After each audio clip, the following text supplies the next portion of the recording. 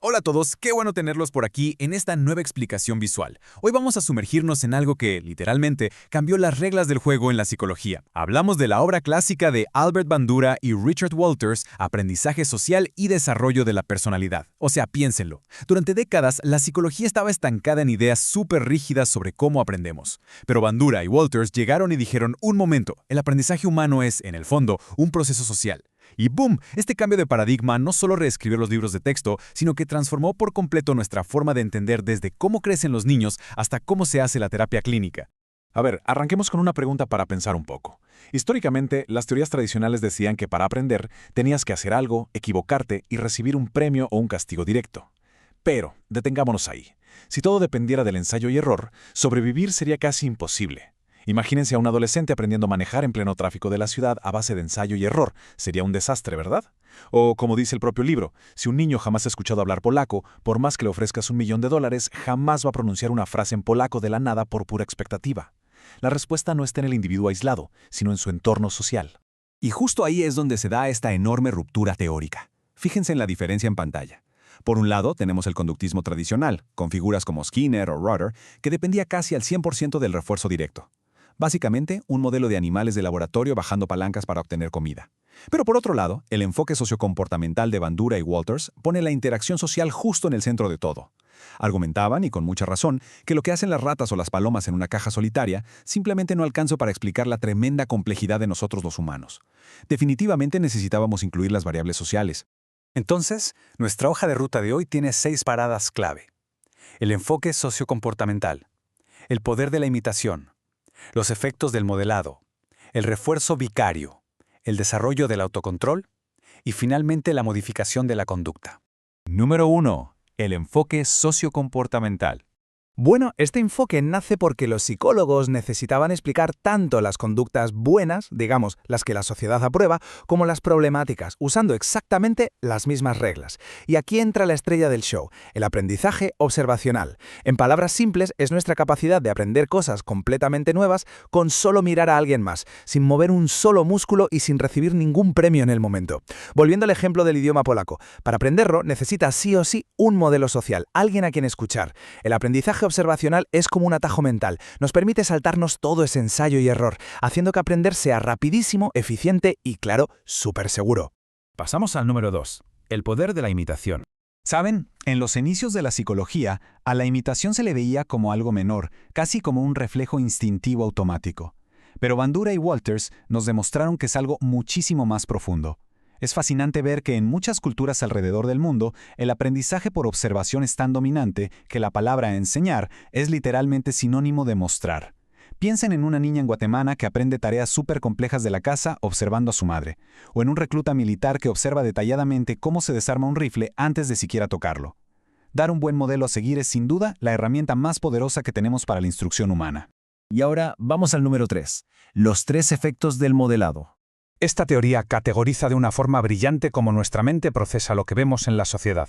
Básicamente hay 3 efectos. El primero es el modelado, que es cuando adquirimos patrones de respuesta completamente nuevos, cosas que jamás habíamos hecho antes. El segundo es la inhibición o desinhibición. Aquí no aprendemos nada nuevo, sino que nuestras barreras mentales, nuestras reglas internas, se hacen más fuertes o más débiles. Y el tercero es la provocación, que es cuando ver a alguien hacer algo simplemente sirve como un gatillo o una señal para liberar comportamientos que en el fondo ya sabíamos hacer. Para entender bien esto de la desinhibición, el libro nos da un ejemplo buenísimo. Imaginen un grupo de niños a los que se les prohíbe jugar con unos juguetes increíbles. Si esos niños ven a un adulto entrar, romper la regla y ponerse a jugar con esos juguetes sin que nadie le diga nada ni lo castigue, ¿qué creen que pasa? Pues los niños pierden el miedo rapidísimo. Como no hubo consecuencias negativas para el adulto, el mensaje es claro. La regla se puede romper. O sea, sus restricciones internas literalmente se desmoronan por el simple hecho de observar. Llegamos al número 4. El refuerzo vicario. Y es que el aprendizaje no es solo ver qué hace el otro, sino fijarnos muy bien en qué le pasa después de hacerlo. Eso es el refuerzo vicario. Ajustamos nuestra propia conducta dependiendo de si a la otra persona le dan un premio o un castigo. Si un niño ve que felicitan a su hermano mayor por compartir sus juguetes, es casi seguro que él también va a querer compartir en el futuro. Pero si ve que lo regañan, ni loco lo hace. Nuestro cerebro está todo el tiempo analizando el éxito o el fracaso de los demás para trazar el camino más seguro y evitar problemas sociales. Y aquí tenemos la evidencia directa que lo comprueba. Si miran estos datos del estudio de Bandura, vemos los niveles de imitación de los niños después de observar diferentes escenarios. Las barras más altas representan a los niños que vieron al modelo recibir un premio. Ellos imitaron de manera masiva. Pero fíjense bien en lo que pasa con el modelo que fue castigado. Los niños reprimieron activamente la imitación. Ojo, la conducta agresiva no se borró de su mente. Sabían perfectamente cómo hacerla, pero ver el castigo actuó como un freno de mano automático. Todo el aprendizaje ocurrió de forma 100% vicaria. Número 5. Desarrollo del autocontrol. Hasta ahora hemos hablado de lo que vemos allá afuera, en el exterior. Pero ¿saben qué? Nuestro autocontrol y nuestra moralidad también son cosas que aprendemos. Esto se llama internalización. Es cuando empezamos a hacer nuestras las normas de quienes nos cuidan y de la sociedad. Aprendemos a premiarnos o a castigarnos a nosotros mismos, viendo cómo los adultos a nuestro alrededor reaccionan a sus propios éxitos o fracasos. Si los modelos a seguir de un niño son súper críticos y exigentes consigo mismos, ¿adivinen qué? El niño absorbe esa estructura y la convierte en su propia voz interna. Vamos a ver cómo los datos reales respaldan esto. Este gráfico muestra un experimento donde los niños jugaban a los bolos y tenían unas recompensas ahí mismo que podían agarrar libremente.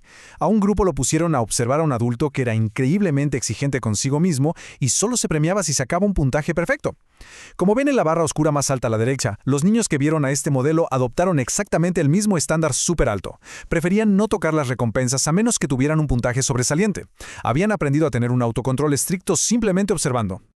Ahora miren lo que pasa en el polo opuesto. En este caso, los niños vieron a un modelo súper relajado, un adulto que se daba premios a manos llenas por cualquier cosa aunque su rendimiento fuera pésimo. Si miran la barra central rayada, queda clarísimo que estos niños copiaron rapidísimo esa actitud mediocre y se empezaron a recompensar abundantemente por un esfuerzo mínimo. Esto nos demuestra algo enorme.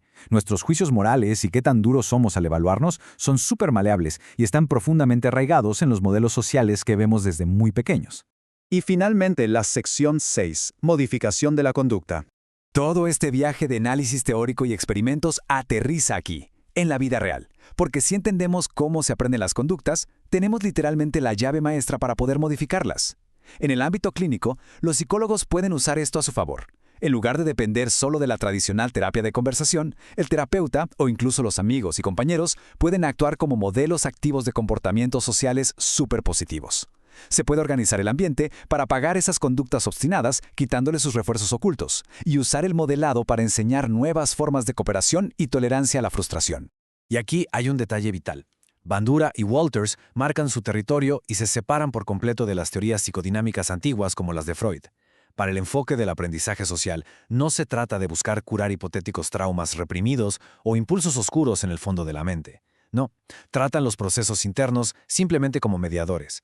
La verdadera forma de modificar la conducta se basa en ajustar lo que sí podemos observar, alterar los estímulos del entorno social y, sobre todo, dar nuevos modelos a seguir. Es un enfoque empírico, manipulable y que está basado en pura evidencia. Así que, para cerrar, quiero dejarles una reflexión final bastante profunda. Como hemos visto hoy, no existe ninguna diferencia teórica entre cómo aprendemos a ser empáticos y cómo aprendemos a ser agresivos.